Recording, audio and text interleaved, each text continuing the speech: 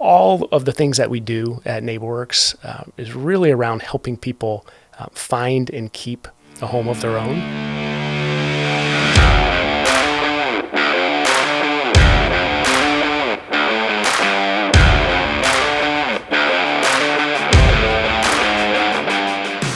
For some time now, I've thought it would be very interesting to put some videos together that are quite different from what's out there in social media right now. Over the past couple of years, I've grown very tired of seeing some people automatically gain respect of many people simply because they're on TV or they're in a movie, rather than because of their actions or their achievements or the things they stand for. I feel like there's a lot of false heroes out there, but they're celebrated because they're given a platform. In contrast, I believe there are more well-deserving people right in our backyard that never have such a platform to get their own inspirational message out there. They may not be on the big screen or radio or TV, but instead they're living their lives in a way that inspires many around them. Jesse Ergott is one such person. There's no doubt in my mind. I think that my guest today is absolutely one of those people, at least in the circles that I know, and I find him extremely interesting, and there's probably still a lot more that I don't even know about the guy. He's one of those people that every time I talk to him, I kind of come away feeling more energized and just genuinely happy. I've been telling him for quite a while that I wanted to bring him in the studio, have a deeper conversation to kind of hear more about his story and understand what drives this guy. You know, for those people who don't know the name Jesse Ergott, he's he's the president, I should say, and CEO of NeighborWorks right here in Northeastern Pennsylvania.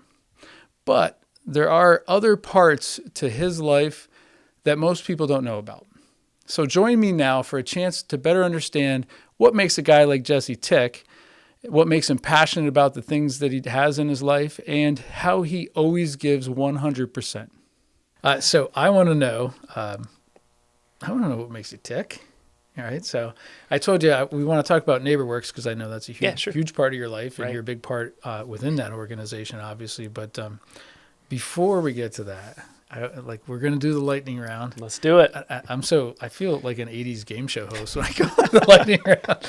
I just kind of wanted these are questions that I think help me understand who you are, where you're coming from. So right. I kind of gave you a list here ahead of time. So I gave you a little cheat on this. So obviously you know how some of these answers are. So you graduated high school from Central Columbia High School in Bloomsburg, Pennsylvania. Although I only moved there my sophomore year, so I grew up in Loyalsock. So I still have some roots in Loyalsock and Williamsport area, but ended up graduating from Central Columbia. Okay, and now you live in Tunkhannock. That's right. Which is better? Oh boy! No, don't answer it. No, you get a complete pass on that. Right. So when you graduated high school or during high school, were you driving a car? You know, I was driving this beautiful vintage blue Ford Escort 4-door Standard. It was definitely a chick magnet. You know, something that I'm sure it was when I was cruising around. But it was not a beautiful car, but it was one that my parents had that they allowed me the use of, so I was grateful for it. But that I was rolling in the Ford Escort, navy blue. Yeah, it's funny. There's like two mentalities in high school. There's the kids that are just really happy to have four wheels that turn, and then there's the kids that just pimp out their cars, and that's their life, right? Yeah. So wasn't so much the second. Yeah, that's right. There. Yeah. So did it have speakers? It did have some speakers. They weren't very good, but it. What was playing? This is my question. This helps me define you right here. What music did you crank in your speakers? So one of the problems was didn't even have a tape player. So whatever's on the radio was playing. But no, I'd say what was typically on my playlist, if you could call it that back then, it was some of the like 90s, a little grunge, a little alternative, Nirvana, Green Day, Pearl Jam, that kind of stuff. My language, all right. Yeah, that was kind of what was playing back in those days. That music alone defines you right there. We're simpatico on that part. That's right. What was on your mind? Like That's such a broad question, right? But you're 18 years old. You're about to graduate. You're going on to college. You went on to college, right? Yep. Let's mention that right now. Where'd you go to school? Bloomsburg University. I've heard of Bloomsburg. Yeah, you have. Yeah, there's a lot. They crank out some serious, good quality people. Good, top athletics. Myself included. Yeah, top academics. Absolutely. Yeah, that's why I went there for the academics. Me too. I should say that. I actually felt like I got a great education. No, I did too. I had some fun too. Yeah, as I mentioned, I graduated from Central Columbia, which is in Bloomsburg, and I love the area. I really did love the area, and so when I had the opportunity to kind of stick around, and I lived on campus and had that whole experience, but we loved the school. It was where I met my wife Sarah, and so it was certainly meant to be in that sense. But met some fantastic people, great friends who I still keep in touch with all the time to this day. So what was on your mind when you were thinking? So you met Sarah, who turned out to ultimately be your wife. But were you thinking like, this is what I want to do for a career? And did you have a path, or did you just kind of say, well, see what tomorrow brings? Yeah, I would say it was more of a let's see what tomorrow brings. I didn't have a clear path, especially even out of high school. I would say I knew I wanted to go to school. I knew I wanted to further my education. Wasn't exactly sure what I wanted to do. I had the opportunity, though. It was pretty life-changing. When I graduated from high school, my grandfather at the time was building a house in Montana. He was a big skier, and there was a ski resort out there that he loved. And in his retirement, he wanted to settle down there, and he was building a house. And so he asked me to come out for the summer to help him with the project. So he kind of hired me and my brother for the summer to go out and spend some time in Montana and build this home. And so I got my eyes open to what's out there, and also just being outside in a place like that, and just fell in love with being outside and having the opportunity to be in nature and to explore and do different things I really didn't have much interest in or time to do when I was growing up. And so when I went into college, I started out as a business major, but then ultimately ended up an environmental planning major, partly because I said, I want to do something that takes me outside. And I didn't know exactly what that was at the time. Okay. But it was a start of a path that I think I was on. So when you ask about, did I have a plan, or, I'd say for me, my life is probably more characterized by being a journey than a specific, targeted path and things I was trying to accomplish at any given point. It was taking what's coming and trying to be my best in that moment. And I think things have come to me that way by kind of viewing things as a journey, viewing my life as a journey that I'm on, instead of, a race to be run or something to win. And that's just a different, a different perspective that I think it's helped shape me over time, especially upon reflection of how things have worked out. I could not agree with you more. I love hearing that from you. So I've been trying to have this conversation with you for well over a year. It's probably been 2 years. I'm like, every time I walk away from you, I see you randomly, and I walk away after we chat for 20 minutes, and I'm like, I got to get to know him. And we live like just a couple blocks right around the block. And so, I was thinking on my way here, I was like, I'm just going to pretend this is like on one of our front porches, because we keep talking about getting together and doing that at some point. Every time you catch me, I'm 50 now, man. I'm tired. By the time you catch me, I've mowed my lawn. I'm already half asleep on my front porch. But what I like about that introspection, if you will, is that, like, I think there are a lot of people, and I know some very close to me, that view life as a destination or parts of life. And I'm not going to tell anybody I'm doing this till I get here, or I'm not happy with whatever, my life until I reach this thing. And, I guess it's like, I've been reading some things about like going up Kilimanjaro and Everest and stuff. I don't know why I got into that recently, but, it's really, you only spend a couple of minutes at that peak. Yeah. And then you got to go back on down, and then you got to find something else to challenge you. So if you're just looking at that one moment, I think you're missing the ride, right? And think about like family vacations, which are almost sometimes well-organized torture chambers for everybody, right?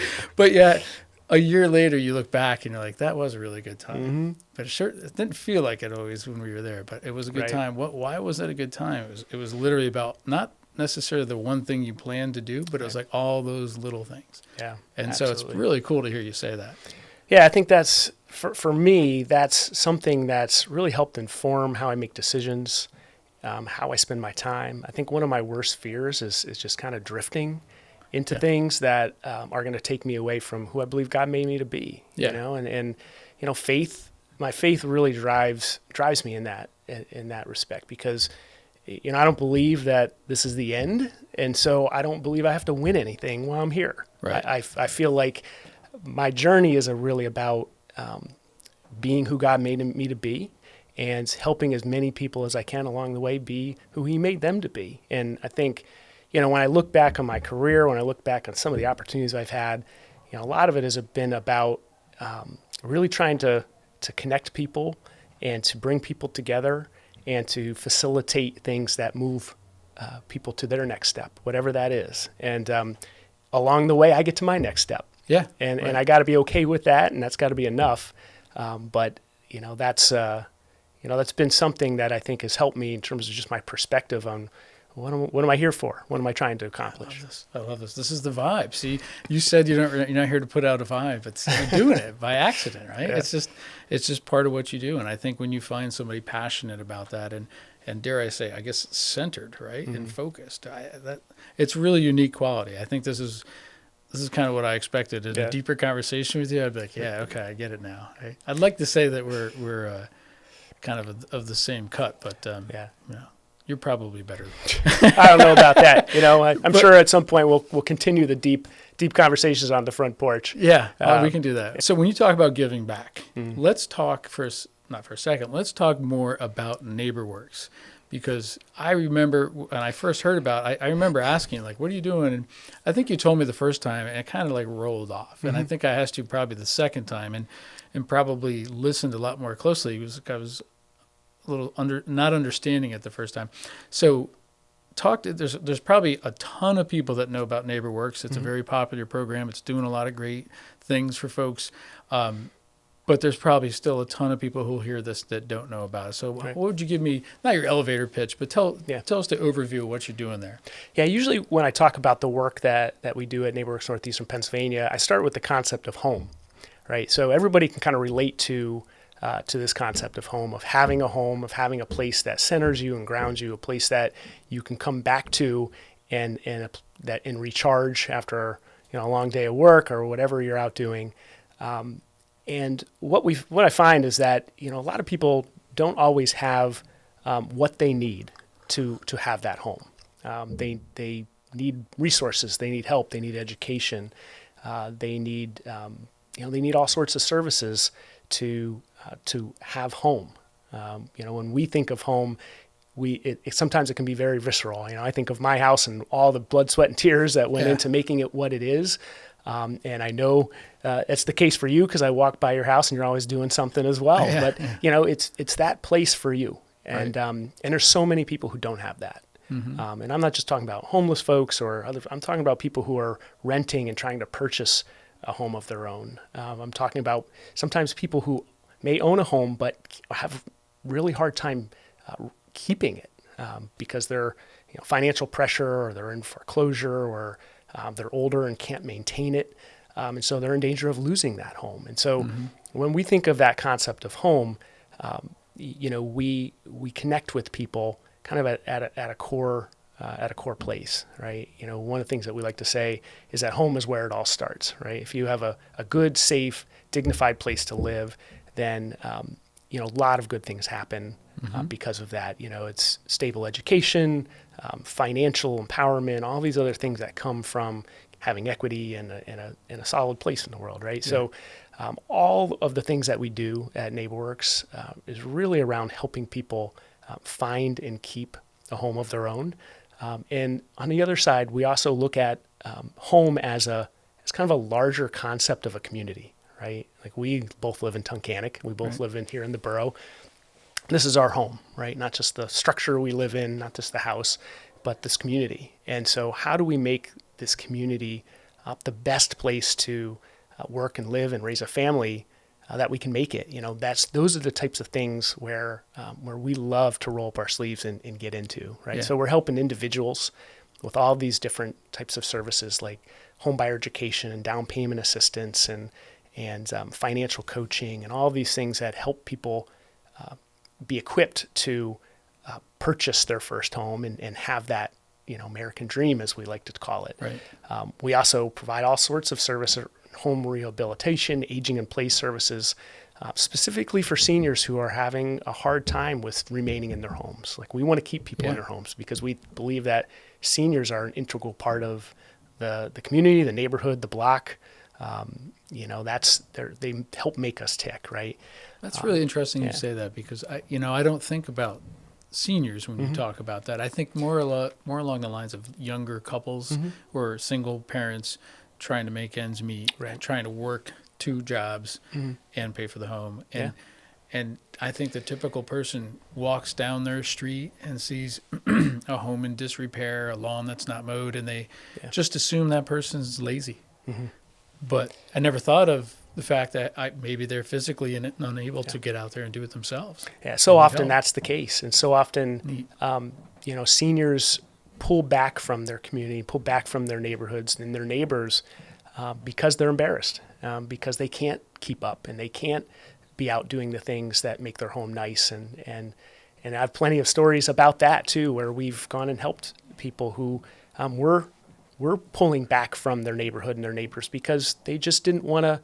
They didn't want to put themselves out there because they knew their home was the worst one on the block. And so sometimes, it's about walking up and down our street and saying, who are those people? And how do we make sure we connect with them? And how do we make sure that they have what they need? Because if they have what they need, then our whole block's better.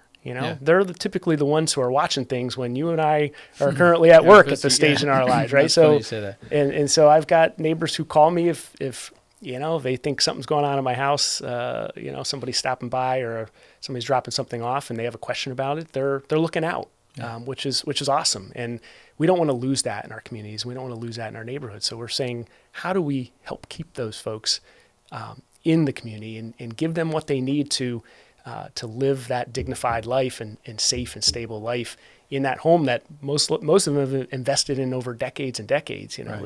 They've paid their taxes, they've done the renovations, they've done all these things, and now in their later years, they're finding it more of a challenge to do those things. And so sometimes it just means a little bit of a helping hand to get them what they need so that they can stay there longer. And that's a goal of ours. Yeah, and all the education, the training, the coaching is such a key part of it that probably most people don't think about. They think about cutting a check, handing them a check, paying a bill for them or whatever. But there's so much more.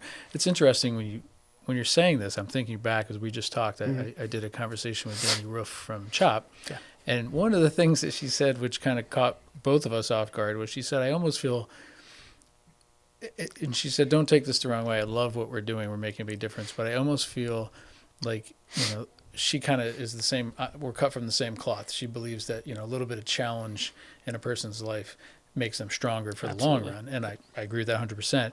But she said, I almost feel like because now we're feeding so many kids, like maybe we're taking some of that challenge away from them. Yeah. And I don't know if I put her at ease, but I said, hey, I didn't have a lot growing up. We had a nice, comfortable home. We're not a wealthy family growing up. We were just blue collar. That's just kind of why I had the signs behind me. Sure. But there were I remember having 2 pairs of jeans. And that's what I had to rotate through because that's Bugle Boys or what no, are I we did talking have about? I probably had Bugle Boys. Yeah, right. I'm not gonna. Yeah. Thanks for bringing that up. But the thing I remember, as I joked with her, is I remember my pen exploding because pens exploded in your pockets back then. I don't hear anybody complain about that now. Yeah. But when that happened, then you have a big old ink spot on those jeans, and so when you wear them the next day, or people notice that, right? And so you'd always make excuses. The reason I told her that story is that. She was talking basic food, right? And I was like, you could give them all the food they want. If those kids are in a household, an environment where they're having trouble finding food to eat, right? If you feed them for the rest of their teens, you're not solving their problems. Right. You're just helping them at least get some food in their belly. You're giving them at least 2 feet on the ground to get to make some good decisions. But there's so much more in their life. Yeah.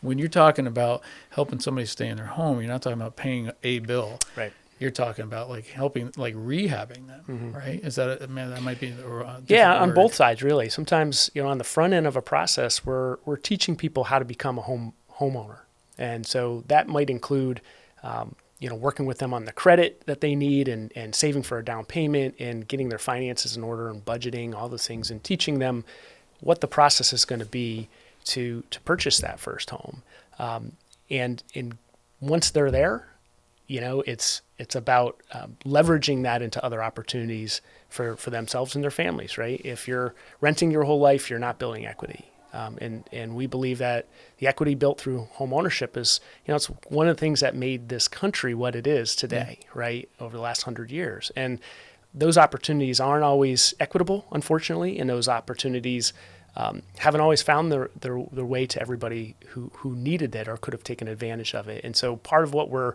trying to do is make that possible for people who may not think that it's in the realm of possibility for them or their families, because they grew up in families that rented their whole lives, and it's not even on their radar. And we're saying it is on your radar, and there are ways to do that. And sometimes it takes learning the process and being confident enough to save and get out of a certain cycle and to look to your future, and then you can build off that, which is really exciting to us. We help typically 80 to 100 families purchase their first home every year, which is really exciting for us. That many? Yeah, Wow. we love it because that's transformational for people. Yeah. When you get the keys to your first home, that's a big deal. I remember when Sarah and I purchased our first home right a couple blocks from here. And it's really part of the backstory of my my history with our organization. Is I had a friend who was involved in the organization, which was Neighborhood Housing Services of Lackawanna County at the time, now NeighborWorks Northeastern Pennsylvania. And I was going through this process. It was back in 2003, and Sarah's family owned this home. It was her grandmother's home, and her grandmother couldn't live by herself anymore. And we were looking to buy, and they were looking to keep it in the family. So we were trying to figure out, okay, is this a possibility? Is this something that would work on both sides?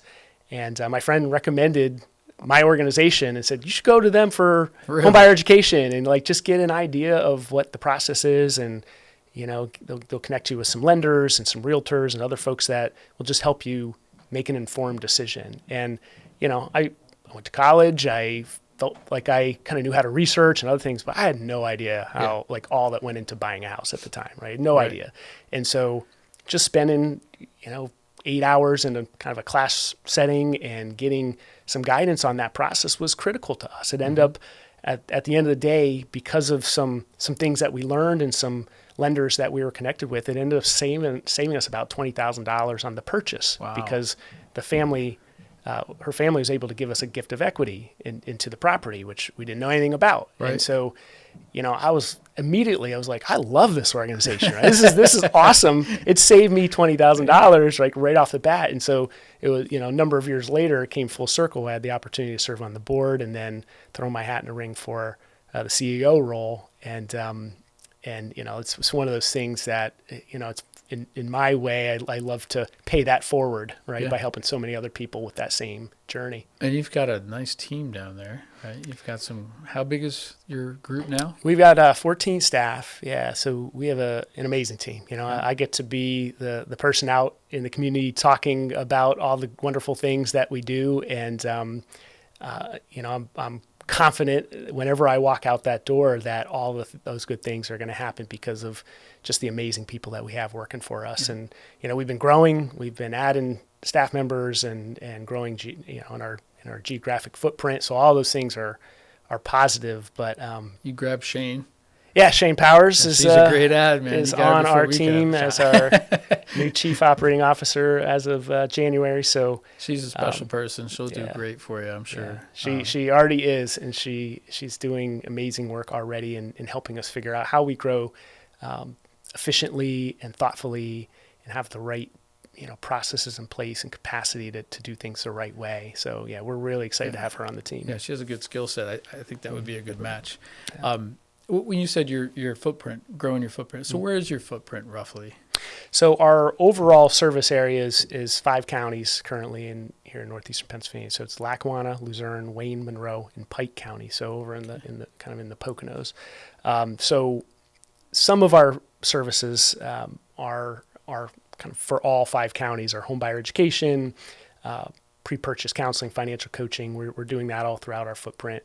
Some of our more place-based work, which I hadn't talked much about, but we talk about making an investment in the community to make it better.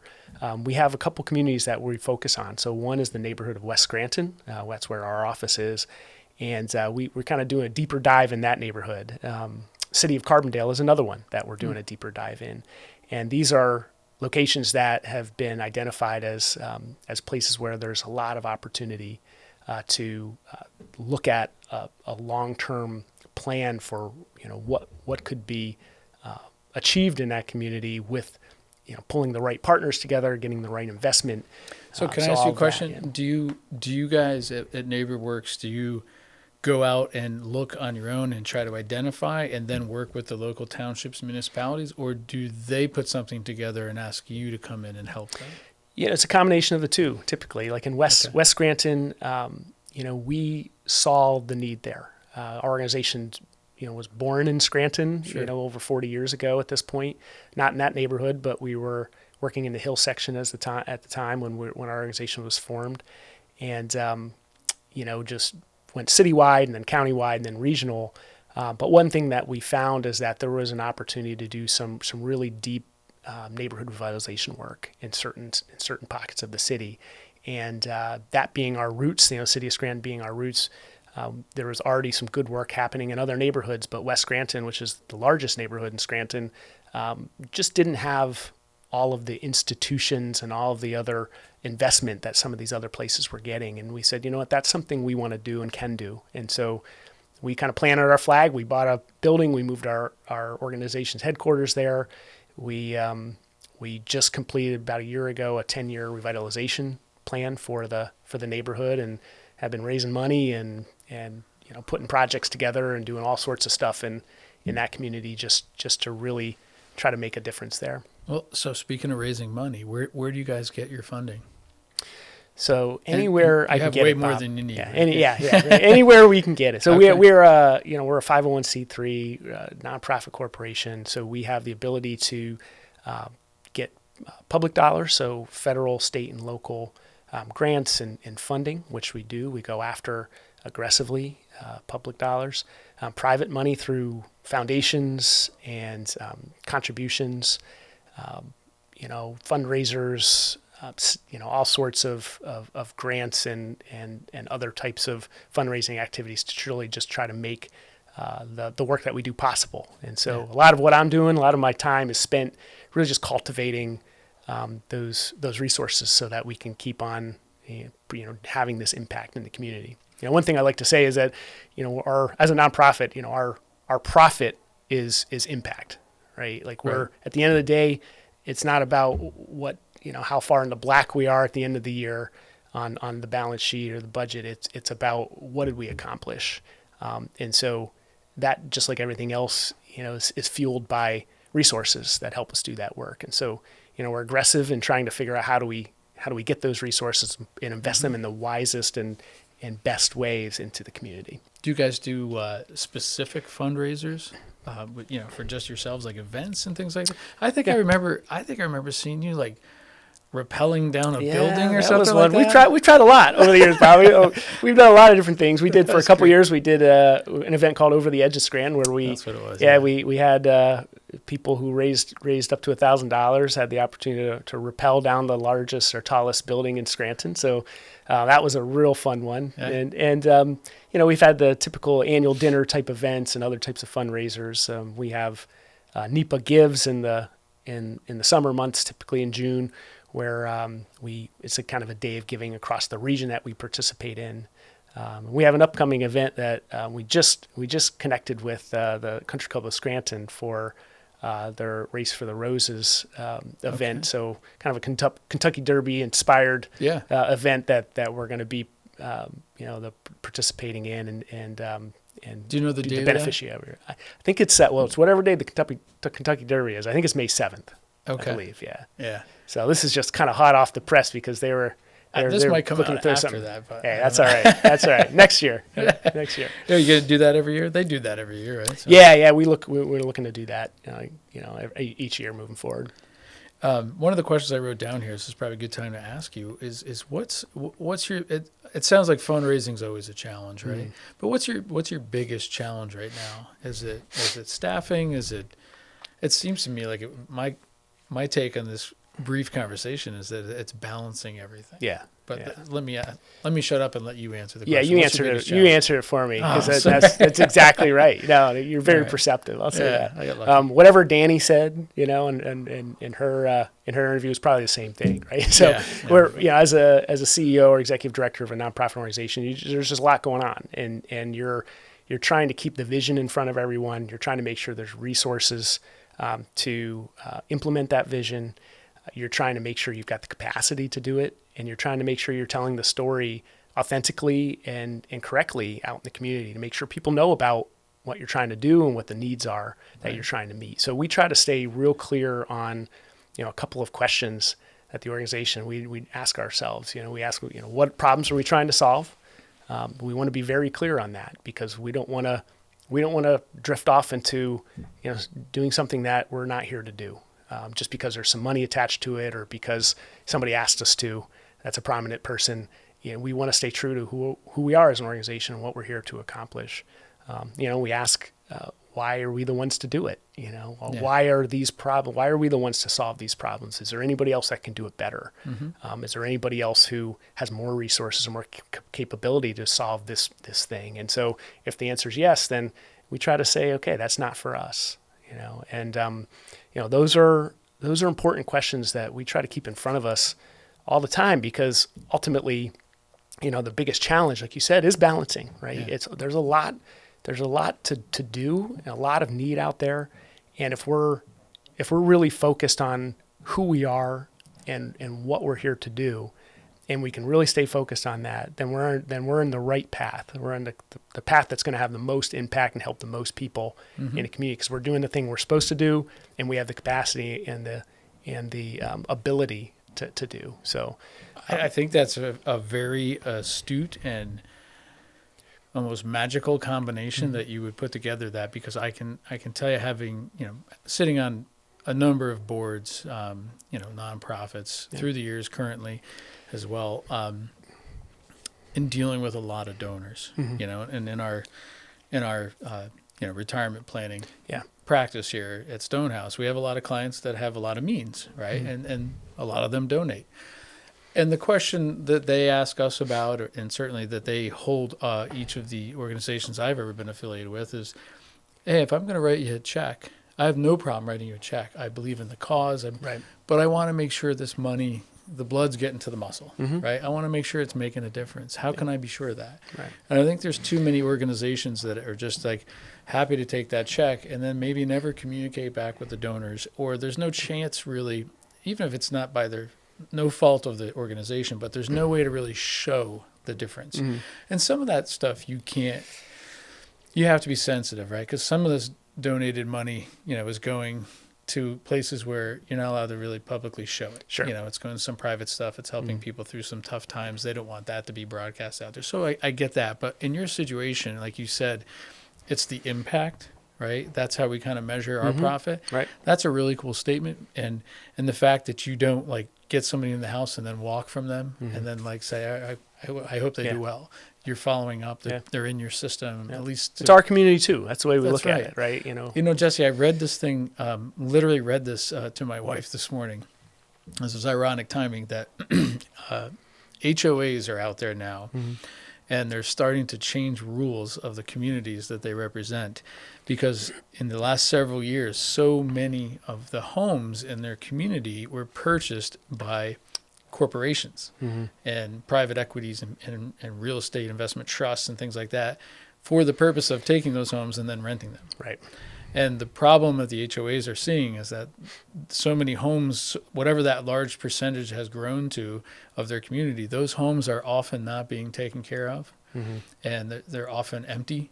Right. And it makes it feel less like a community and more like just a bunch of hotels at a resort. or townhouses at a resort. I never thought about that. I mean, I guess I have, but the article wrote it in a way that made me really. It was important enough that I took my coffee upstairs, and while my wife was getting ready, I was reading this to her, right? And I thought how ironic it was that I was sitting with you today, and here you are saying, what we want to do is the polar opposite. Yeah. Get people in there, get them living, walking around, living in their community. Integrated as part of the community, right? And sometimes, we talk about older folks in the community. Sometimes there's specific barriers and challenges to them, having the kind of involvement in the community that they might have had in the past. And so that might be physical barriers in their own homes. It might be isolation as, a spouse passes away or other things. And so we're trying to look at that holistically. It's home, right? It's not just housing, it's home. It's this concept of how do we make sure that people whose home is in our neighborhood, on our block, in our community, is part of the bigger the bigger picture. And there's a lot that goes into that. And I've learned that over the years. It's not just transactional, it's relational. And we try to lead with that as an organization. We say, like, if we're just having a transaction with somebody, if we're just going in and providing a wheelchair ramp or a walk-in shower or something like that, we're removing a barrier, and we're doing that, and then we're leaving, and we're saying good luck.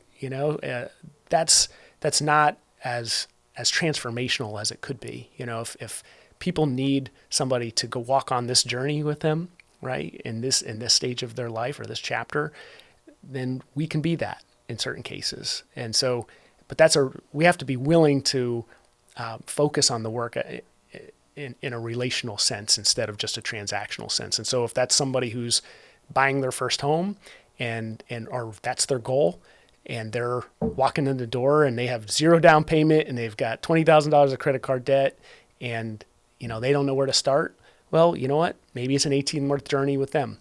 But that's what we're going on, and that's what we're here to do. And we're saying that once you get to the finish line and get those keys to that home, like, we're celebrating with you, because that means something to us. It means something to my team, who's really, really good at walking on that journey with people. That's a tough. I think that's an extremely tough job.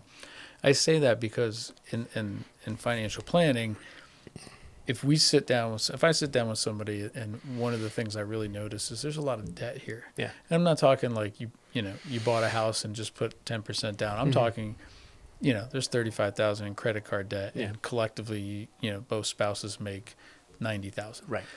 That's a lot of debt to income. It's not where you want it. Right. And so it's one way it's one thing to show them how to eliminate that debt, or they inherit some money and they pay off the debt, and they got lucky in that they had a means to pay off the debt. But in most cases, that debt rolls right back up again, because it's the habits that got them there in the first part. And that's so hard to change. I mean, I have my wife is not on the podcast for this reason. Like, I have a whole string of bad habits, right? Yeah. But financially, I have position myself and just understanding in years of, like, I was that same guy, like when you're talking about buying your first home and all that stuff, you didn't realize the stuff. And NeighborWorks walked you, in the situation with me, like, believe it or not, as a financial planner, I did not know what I was doing. My wife and I bought our first house, and that was pre this career. Right. But I learned a lot, and it was a little overwhelming, and I hated feeling that, like, I didn't know what was going on. I was signing a lot of papers, wasn't quite sure. They did a nice job explaining it to me, but it was a lot to digest, right? Yeah. Didn't like that feeling.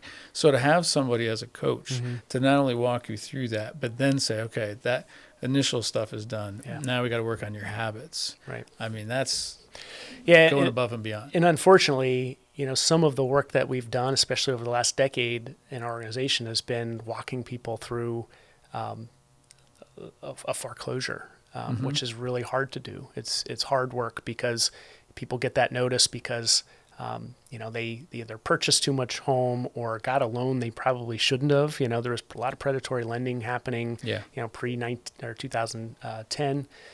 There was, a lot of people who had loans they really didn't have any business to be in, because everybody was thinking, the market's just going to keep growing forever, and the equity will be there over time. So there's all these products that were really, not good for people. And then there's also folks who just have this, they're in that habit or, a situation where they can't really afford to have anything bad happen, a job loss or a medical emergency or something like that, because there's no margin. There's no room for error, and so a lot of times we'll find ourselves, across the desk from people who have a foreclosure notice and trying to walk them through their options. And our goal is to negotiate something that works for them, and we work with loan servicers and we work with other folks to understand the hardship and try to rework the loan and get them back into a stable situation. It's not always possible, unfortunately. Sometimes it's we just try to find a soft landing for people that isn't home ownership for a time. But again, it comes back to somebody's got to help somebody through that, right? And if that's something we can do, then I think we do it well, and we've got the skills, and we've learned how to guide people through that process. I mean, one of the things that we have the benefit of is being part of a national network called NeighborWorks America. There's about 250 organizations like ours all across the country who are doing all sorts of housing, community development work, building affordable housing and rental properties, doing all sorts of really creative financing and lending and all these types of things in their own communities, from all 50 states, rural, suburban, urban settings, just really trying to figure out how to take all sorts of resources and solve problems in their community around housing and community. And so we've been involved in that network since since the early 80s. And so we've learned a lot, because we've made a lot of mistakes, and I've made a lot of mistakes, and No so way. I can freely admit it at this point. You fail a lot, and you learn from each of those failures, right? And even better is when you learn from somebody else's failure, right? So when you're part of a network or a group of people or organizations who are trying to figure this stuff out in a real and authentic and on the ground way, you're learning all the time, and you're saying, how can we do this better, in our neighborhood, in our community? So we're blessed to have so many different organizations, and I'm blessed to have so many other CEOs and people that I know across the country who are trying to figure the same things out. So I'm stealing ideas, and I'm, telling that's a them good where environment. A willingness to share without feeling like you're competitive. That's fantastic. Right. So I apologize for my uneducated question. Mm-hmm. So I'm ignorant to this process. Does an individual who thinks they maybe could use your help reach out to you directly, or do you identify some folks and reach out to them proactively? So people can find us in multiple ways. Sometimes when it comes to our senior focus programs, they're working with local area agencies on aging and other things to find their way to some of the service that we provide for seniors. They can also find their way directly to us, and we get them in the right path. Okay. When it comes to home ownership and financial coaching and all those types of things, they can find their way just to our website, learn more about us. We're a HUD certified housing counseling agency. We're certified through the state housing finance agency to do this type of work. So typically, if somebody's like Googling how do I purchase my first home, they're finding a way to find us as a counseling agency to help them on that journey. So there's multiple ways that people can get us. If they're listening to this, they can go to your website, which is nwnepa.org. Okay. And on there, is there like a contact, or they could fire off an email questions? It's all there. We try to make it as easy as possible for people to kind of find their way to the service that they need. So all that information is on our website. It's, there's a way for them to contact us directly. And then, somebody will get right in touch with them. And if it's, something we have to set up an appointment for, somebody will set that up for them. Okay. Mm-hmm. And then I guess I toss this softball to you, which is the other question, which is if I'm a donor and I want to donate to NeighborWorks, also right on your website, there's a donate button or something? Yeah, they donate buttons on our website, but the best thing is to talk to me. I would love to, if somebody's interested in donating, I would love to sit down with people and explain what we do and who we are. And, if people are interested in finding a good way to make that investment in the community, it has to be just like you do, Bob, every day is guiding people on what's the best investment. Yeah. It has to work for them as well as us. And so, we love to sit down and say, hey, this is who we are. This is what we're trying to do. These are problems we're trying to solve. And if this is something that you care about and want to get involved in, then let's talk. We like to have it be a more personal experience than just, hey, our donate button on our website, right? So that's a way that we try to really talk about who we're helping and why we're doing the work and what the need is that many people don't even know about in their community. That's great. I want to talk a lot about NeighborWorks because it's such a big part of your life, and again, you're a big part of it.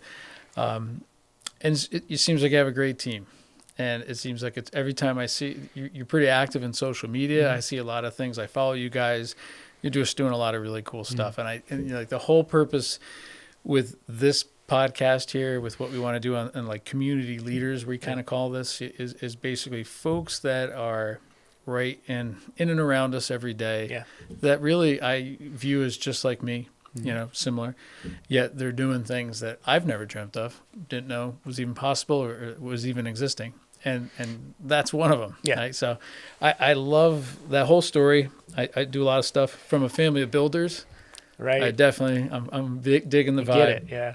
But one of the questions I wanted to ask was, and you already touched on it, like how do you go from an 18-year-old punk coming out of your high school to becoming the CEO? So you must have talked to some of my teachers when you said 18-year-old punk. Maybe I had a little bit of that going on. I can own that at this point in my life. Oh my gosh, I'm such a different person than I was when I graduated. Thank God, right? Thank God. Literally, thank God, because for me, it had a lot to do with it, right? Is to say, how do I go on that journey, right? It kind of goes back to that concept. And I think when I got to college, it was the first time in my life where, I grew up in a home that it was a Christian home, and it was a part of our life, and but it was passive for me. When I got to college, all of a sudden it was, I had to make some choices, right? Like, what direction am I going on? Right. What do I believe individually as a person? And because some of those decisions start, really have an impact on your future, and what kind of person you want to marry or would be willing to marry you, right? Like some of that stuff. So, that's, I think when I got to school, I met a group of guys, particularly who was coming at their faith from a very proactive and intentional place, and saying, you know what, like if this is true, if what we believe is true, then that should impact how we live. It shouldn't, going back to kind of that drifting or passive approach to life.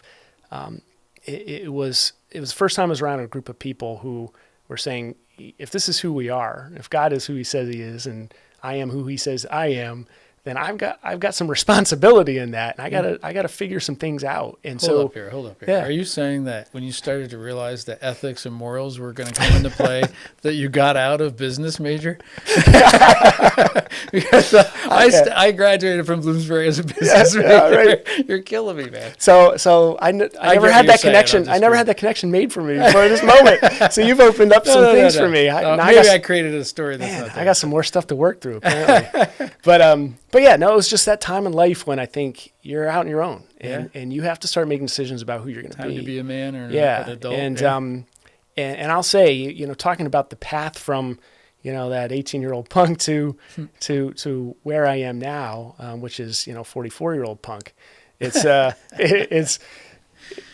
was a time after college where I did not know what I was doing. I graduated in May. I had an internship that summer, and right after I finished that internship, I took that step that no college graduate wants to take. I moved back to my parents' spare bedroom, right? Because I did not know where I was going, and that was the same time when I again just graduated. Sarah was a senior in college, and we ended up getting engaged that fall, and so I'm engaged. Asking her mom and dad, just say, here's this guy who wants to marry your daughter. I didn't have a job, didn't kind of have real prospects at the time. I was trying to figure out what to do with an environmental planning degree, which is a whole other story. They must have really liked you. They must have. Yeah.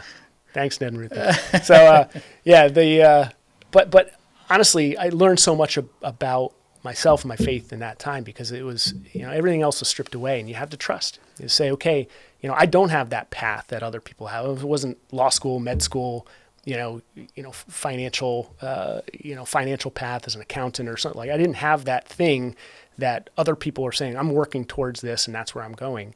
And looking back over my life, that's never kind of been what I've had or what my path has been, which has been interesting. I've been more of a, I'm an expert in being a generalist, I guess you'd say, right? And I've learned to be okay with that, right? Because the skills that I have in being a generalist can a lot of times bring people together in ways that other people can't. And I love that part of it, right? So, but, in that time period where, I graduated, didn't know what my next step was. I remember how I ended up this way is that there was a job fair for what was Corning Inc. at the time. I don't know if you remember Corning was the big glass company. They were looking to expand in Lackawanna County, and somebody I knew had gotten a job there, and they said, hey, at least come up to this. Maybe you can get your foot in the door and at least get resettled and go from there up in the area, because my parents were living down by Philadelphia at the time.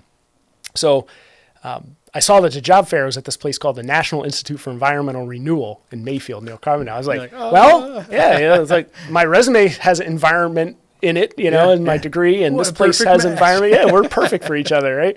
So, quick story on that. I remember saying, okay, I'm going to go up and I'm going to do this Corning thing and do the interview, but I'm just going to bring my stack of resumes and try to find somebody in that company who maybe I could talk to for an internship or something. And so I planned out I was going to have a whole bunch of time, an hour and a half or so before my interview, to go up there and do that. Okay. And then I hit an accident and traffic and all this stuff when I was driving up, so I didn't have time. I got there with 15 minutes before my interview. I didn't have time to really shop around a little bit. And I remember walking through the hall and just literally praying, God, show me which door to go through, because there was multiple different organizations, everything there. And right in front of me was this door that said Lackawanna Heritage Valley Authority. And I was like, well, this doesn't have anything to do with what I've got a background in, but I guess this is what I'm supposed to do. I literally walked in the door, handed my resume to the woman at the desk, and she got up and she jumped up and said, stay right here, ran back and talked to the executive director and said, I've got somebody who we've been looking for. Wow. Yeah. That's an interesting story. And so they were looking for an environmental program officer.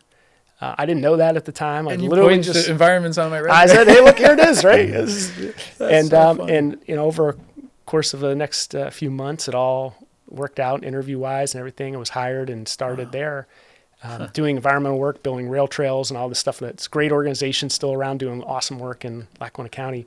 But that was really what brought me here, and it was had nothing to do with me, So I'd have to be, really, really thick to kind of miss that, right? Yeah. So if that's where my journey started, that had nothing to do with me, then what am I worrying about as I go, right? Yeah. That's kind of the way. That's really interesting. Folks, I love the faith-based and just feeling like it's kind of a nice wind in your, at your back, pushing you to the right direction. But I think that another important point in that story is you can't be passive. Mm-hmm.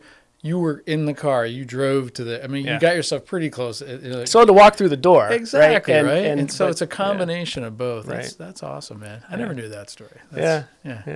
And those are the things I come back to, sometimes. And again, not trying to say that it's all, easy and all straightforward and everything. There's a lot of challenges every day with raising a family and leading an organization and all those types of things.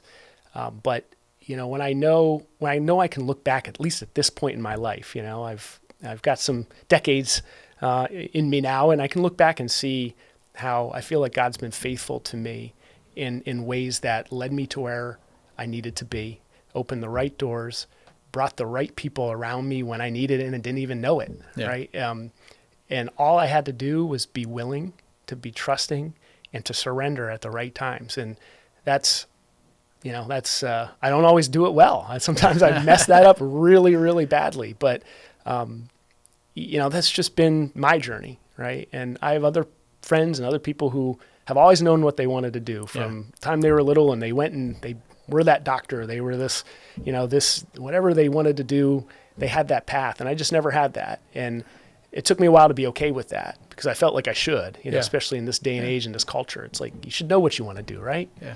But I don't, and I didn't. Yeah. But what I knew was that I wanted to use the gifts and abilities I've been given to the best of my ability to serve others, to bless others, to help other people on their journeys. And if there's been a common thread looking back, like that's kind of been the thing I try to stick to.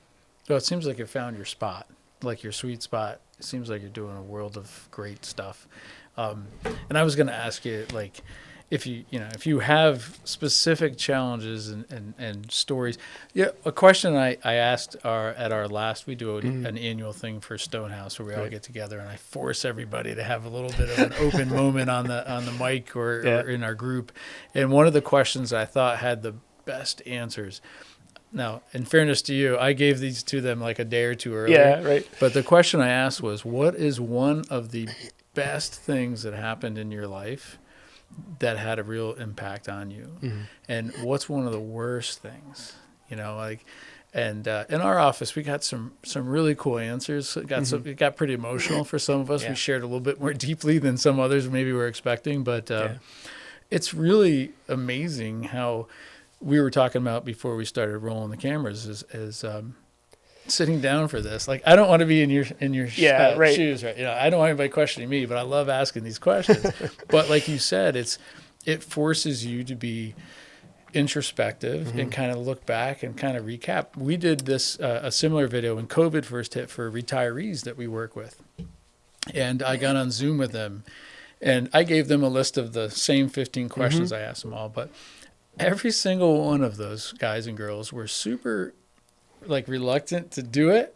And at the end of it, they all felt so good. They were thanking me for interviewing them, but it forced, a lot of them were saying, it really forced me to kind of look at where I've been in the last 5 years of my retirement and things I didn't do that I said I was going to do. And they put them back on their list and stuff. And I think it's kind of healthy to have these things. And your stories here, I don't know if you have any more that you want to share on. I'd love to hear some.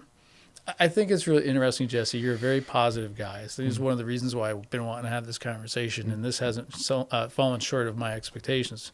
And I think it's interesting to see how positive energy, how positive people, we get bad cards dealt to us, right? And I think it's interesting to see how they push through those.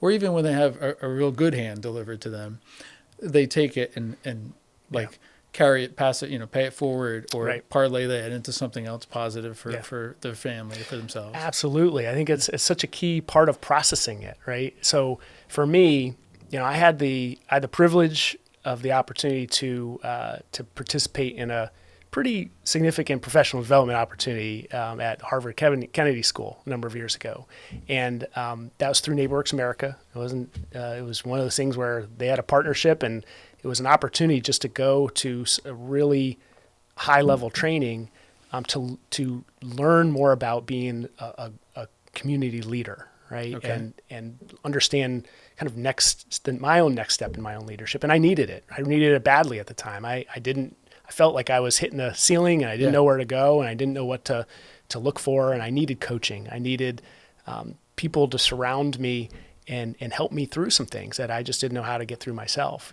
both in my own leadership and in my organization. And the opportunity to go and meet people from all over the country and go through this 18-month program at the Kennedy School came along at that time, right? And so it was transformational for me. It was transformational for my organization.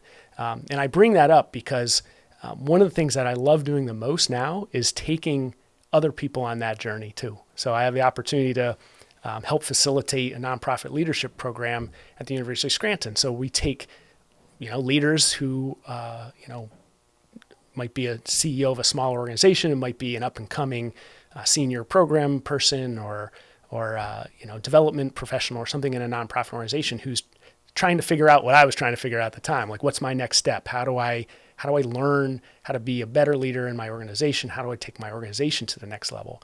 And I have just the opportunity to say, hey, I screwed up a lot over the years. Like, don't do this, right?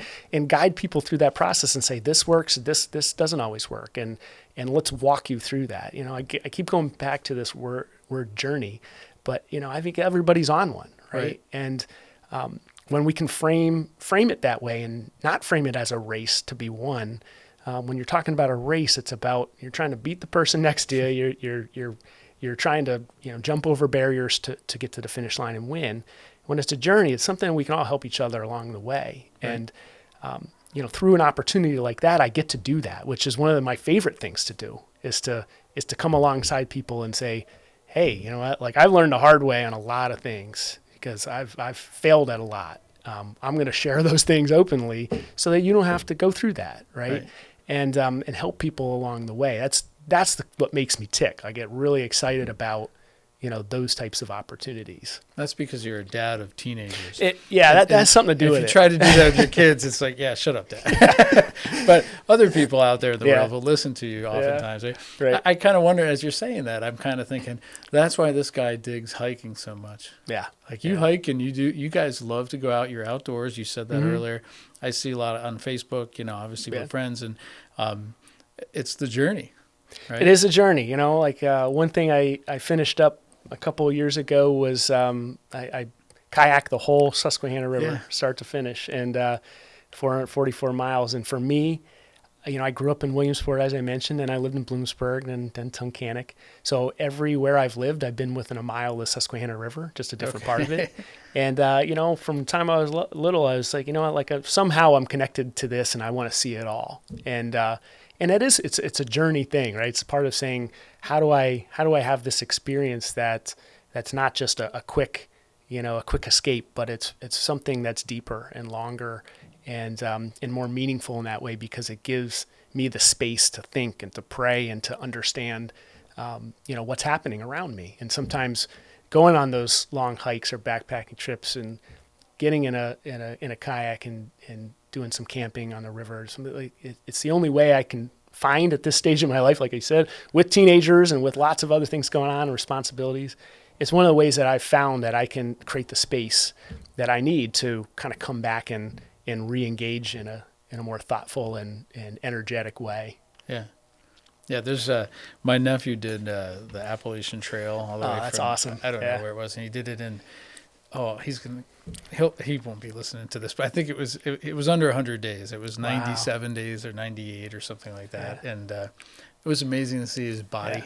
Like he just, he wasn't heavy, but he got pretty thin after, and just the ability to watch, my brother, his father and his brother joined him on the last, what is it? I forget what I can't Mount think of Katahdin. Katahdin. Yeah. I guess. Yeah, they joined him to climb that last. They said that within like 5 minutes he was gone. Like he's like, I'll see you guys at the top, and he was all like acclimated, and these guys were like huffing and puffing to get all the way up there. But. Yeah, it's funny you bring that up. For some of your listeners would know Jeff Mitchell, who's the former DA here. He's on the Appalachian Trail as we speak. Oh, is that right? And he's posting about it on Instagram. So when this podcast releases, people can follow him on Instagram, because he'll still have a couple months left probably. Yeah, it takes a while. I would love to sit down and talk with him when he's done that, because it is like you're following along on his the daily challenges and things you don't think about. Good things. Yeah, all the things that you don't think about. But you know what? We all experience those too, right? It might look differently. It might not be on a trail or on a river or something like that. It might be, leading a team through a challenging time, at your organization. It might be leading your family through, something where there's loss or there's tragedy or struggle. Yeah. We all deal with those things, and it's how do we deal with them? How do we make sure we're resilient? Just like the person you're talking about, and how do you get to that point where you've got the strength to do that? Yeah. And if it goes back to what we were talking about earlier. If you're kind of just drifting, one thing I tell my son all the time is like, you never just drift into the best version of yourself. Right? Yeah, you never just drift there, right? You have to be intentional about it, and you have to be disciplined, and that just means you have to understand who you are and who God made you to be and what you're here to do, and that's that's how you get resilience, right? So I would add to that building. So you get me all excited about building a team.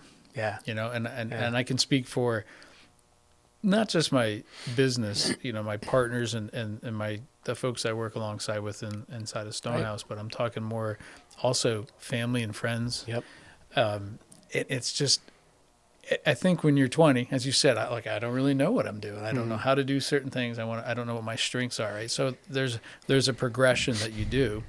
And I think as you're probably around 40, you're starting to recognize, you should be starting to recognize what you're good at and what you're not good at. Yeah. And then like where you may be in between. And then if you can have people close to you at work or at home that have some of those offsetting skills, Absolutely. it really helps, you know, Absolutely. even if you just have a beer with somebody and Yep. say, hey, can I ask you your opinion on this? You know, I've gone to a lot of folks with things, whether it was work issues or home issues, like, hey, what do you think? Yeah. Is my wife crazy? Because I think she's crazy. I'm just kidding. No comment. Never do. Yeah. But that's like, I think a lot of people try to go it alone. And I really like the me time that you're talking about. Sometimes when you're doing nothing, it's a little bit different than when you're on the treadmill for an hour. Right. But when you're thinking about what's out there, and when you're really alone out there in nature, right, you're also thinking about what's coming after me. Yeah. You know, am I ready for something to Absolutely. a bear that I'm going to literally come across to? You're thinking about all those things. And, you know, one of the things that draws me to that type of challenge is that, you know, in my daily life, I'm focusing on 100 things at any given time, you know, and which is not a good way to operate, but you got so many things pulling at you and responsibilities and things to keep track of. You know, when you're doing something like that, you have to put your one foot in front of the other and get down the trail, or, you know, you're going to paddle downstream, and that's your goal, right? Like you can kind of singularly focus on things instead of getting pulled in so many different directions, which so many of us are in this modern modern age, or that's the way we have to operate. And so it's simplicity simplifies things in some ways. Yeah. But like you said, that's one piece of it. But having people in your life that ground you, that can pull you back to center, having the humility to listen to other people is huge. Yeah. You know, that's why I love conversations like this, because I learn so much. And you know, in my own family and in my friend group, again, I've 2 people I talk to every single week just to check in and say, how are you doing? You know, accountability on certain things, and are you on track? Do you need anything? Because I know I always do, right? Like I'm always, if I don't have those kind of thoughtful, intentional times to talk about what I'm thinking and feeling and where I'm struggling with and what I'm anxious about, then I'm not going to be at my best to serve in the way I'm being called to serve. And I'm not going to be leading at my best, you know, and my team needs me to be at my best because that's what they deserve, right? And so, but we have that culture in our office too, where, you know, people are willing to come together and just talk about what the challenges are. And we've created that culture and have awesome people who lead that culture and perpetuate. It's not just me, it's other, you know, board and staff and other people, and within my family too. You know, it's something we try to figure out and perpetuate as well, just because that's, you know, if nothing else, nobody wants to feel alone and isolated, right? And so the more we can bring people together and more we're intentional about that and being honest and authentic, you know, I think you have this, you know, you have the opportunity for people to kind of really focus on the things that are important in life. I schedule think time. Yeah. And my family makes fun of it if they see that on my calendar.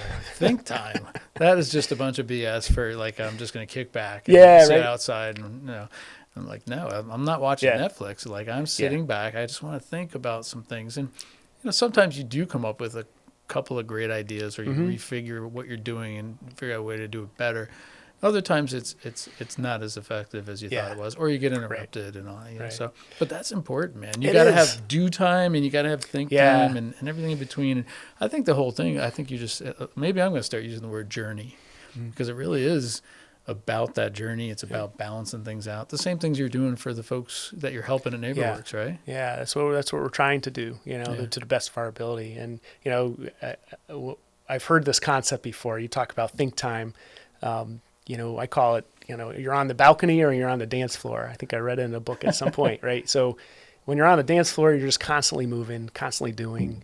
You're just in it, right? You're in the daily stuff. It's when you're in it, it's hard to see what's happening because you're too busy to see the patterns and the what's pulling and pushing and who's there with you and all that kind of stuff. But if you intentionally get up on the balcony and look down on that dance floor, you can kind of see what's happening. You can see the patterns. You can see, you know, who's in sync and who's not. You can see where you fit and where you don't, because you're up higher. You know, unless you schedule that time, Right. unless you make that an intentional part of who you are and what you're, how you spend your time, you're going to miss that. And you're just going to get sucked into just doing. Right. And at the end of the day, it might be a really ugly dance, like it might not have. Dude, so I've seen you dance. You must spend a lot of time on the balcony. Yeah, exactly. So here's this, one last question, I guess I'll sure. ask, because we've actually jumped ahead and did a lot of the stuff I wanted. But what's next for Jesse Ergott? Where do you want to go? Professionally, personally, what's on your agenda? Your think time is, you're having it. You're still, I see you on Facebook. You are doing different things. You probably have some fun summer stuff planned where you'll get some me time on the mountain or whatever you want to call it. So what are you going to be thinking about the next 10, 20 years for you? It's interesting because we talked a little bit about this off mic too earlier is our kids are in kind of similar stages where, I've got two teenagers who aren't going to be in the home too much longer, hopefully. But didn't stop you, brother. Yeah, that's right. Yeah, I came right back too. You never know what'll happen. The boomerang theory. But I did the same thing. You gotta figure out, what is after that, right? And right now it's about making the next couple of years as intentional with them as possible, so that they're equipped to take on what's ahead of them. And how do we do that the best? We do it imperfectly, but we try to do it. And on the professional side, I think, I don't have a clear picture, which is kind of a theme in my life, right? I don't have a clear picture of what the long-term play is, but I'm in a place still at this organization where we're doing some fun and creative things, and we're growing, and we're having the type of impact that we want to have. And there's lots of opportunities to do that on a broader sense and do it better. And so that still motivates me on a daily basis to kind of go after it. But when you ask me kind of what would I love to do, I love that idea of helping people along, right? And that's part of our work. That's what our organization does in a lot of ways. It's helping a community become the best version of itself. It's helping that person who's trying to get to their next stage in their own home ownership journey or around housing to where they need to be.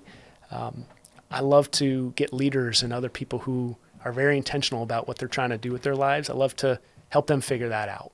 I like facilitating. I like talking to people. I love this kind of atmosphere because it's something where you can have people have breakthroughs in their own thinking and their own approach to their work or their own lives. And for me, it's been transformational when people have offered that to me. And I only know about it because I've been the beneficiary of it for so long by so many people, that I'm just blessed for all these people that have been in my life, that I've worked with professionally, and my family and friend groups and all these other folks who've helped me along the way. And so I don't always know exactly what that looks like. Sometimes it might be through leading an organization or leading a different organization, or it might be something else. I'm not sure, but I think that's a theme that I keep coming back to, right? And saying that's what I love to do is kind of walk people through things, and sometimes that involves leading in a bigger sense. Sometimes it's very individual, and I like both of those options. I like the flexibility of that, but so you're never too old to be led too, right? Oh, absolutely. I sometimes sit back and let somebody else drive, and kind of surprised. Yeah. I always encourage our clients when they retire, they're so used to managing their own stuff, and they've worked their tails off to get there, and now all of a sudden we're asking them to hand the wheel to us, and they don't have to do it. You can keep your hand on the wheel. We'll show you how we can drive. You can stay right there, but eventually, if you want, you can do it. And I always use that analogy that when I was on a big trip with my family a couple summers ago, and I did all the drive, it was like the machismo thing. I'm going to drive, and I was just beat on the fourth day or something, and I gave the wheel to my wife. She's like, I can drive. I'm a better driver than you, actually. She thinks. But when she took over the wheel, and I got a chance to actually sit back and. Much like yourself, I probably overthink things, right? Yeah, right. And I get too introspective. You've been talking to my wife? Absolutely not. For so many reasons. But when I started to think about that, I was like, this is probably what our clients go through when we ask them to hand us the wheel. It's weird at first, but then they start, and once they settle into retirement and that trust is built with us, they typically are out enjoying life, and that's what they work so hard to do. Right. But it's hard to do that, and it's hard for them to get into that groove because they've been so used and focused on this. Oh, you're right. But for me, like as you're saying that, I'm thinking about there's a lot of times where I sort of eat my humble pie and say, you know what, I'm not the best at this, but he or she is, at least better than me. Yeah. And I say, will you take over and lead? Yep. And they do a fantastic job. And sometimes that's almost as fulfilling as having done it myself. Right. In fact, sometimes it's more. Yeah, absolutely. It's less on your plate. Like, okay. Absolutely. I 100%, hear what you're saying. And I think that comes with some experience too. Yeah. And it comes with learning and failing and making mistakes and seeing that you can't do everything well a lot of times. And the joy can come from watching other people succeed and not needing, again, it comes back to saying this isn't a race. I don't have to win everything all the time. I can enjoy it. I can enjoy the journey and help other people along the way too. And that might be, putting them in challenging situations and watching them thrive or watching them deal with and building resilience in ways that they didn't know they could. Those are all things that just make us better at what we're trying to do, and hopefully makes the community better, right? Because that's, we all need resilience, especially when we look at all the different challenges that are happening around us at all times, pandemics and wars and financial challenges, like we all got our stuff and plenty of it. Yep. But how do we help each other get through it? Yeah. I think that's the key question, that if we're keeping asking that to ourselves and to those around us, then we're all going to be better for it. Yep. 100%. Yeah. I knew this was going to be like the best hour or so I spent today, hands down. I've really had a good time talking with you. Before we kind of sign off, one more time on the website that folks can go to either look at the services you guys offer or possibly donate as well, or whatever. It is what? Yeah, NeighborWorks Northeastern Pennsylvania at www.nwnepa.org. So that's where you can find us. How many times have you messed that up? Yeah, a couple. No, that's fantastic. Jesse, it's been great. Jesse Ergott from Tunkhannock, Pennsylvania, a Bloomsburg Husky grad. That's right. Go Huskies. Another successful Husky story. I love it, man. That's right. Thank you so very much for sharing it. Yeah, thank you so much for the opportunity, Bob. Appreciate it. Sure thing.